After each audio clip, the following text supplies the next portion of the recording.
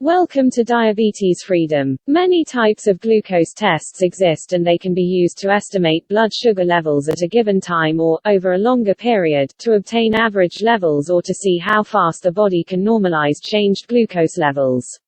Eating food, for example, leads to elevated blood sugar levels. Scientists believe gestational diabetes, a type of diabetes that develops during pregnancy, is caused by the hormonal changes of pregnancy along with genetic and lifestyle factors.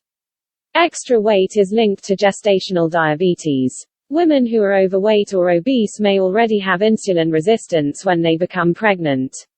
Gaining too much weight during pregnancy may also be a factor. Having a family history of diabetes makes it more likely that a woman will develop gestational diabetes, which suggests that genes play a role.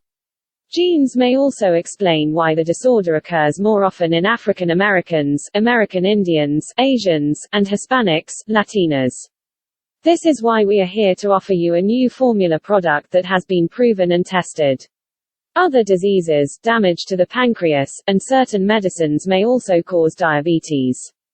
Some hormonal diseases cause the body to produce too much of certain hormones, which sometimes cause insulin resistance and diabetes.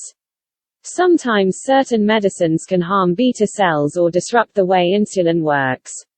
These include niacin, a type of vitamin B3, certain types of diuretics also called water pills, anti-seizure drugs, psychiatric drugs to treat human immunodeficiency virus. This is why I'd likes to introduce you to Diabetes Freedom, which comes with a free ebook for additional information and a purchase link.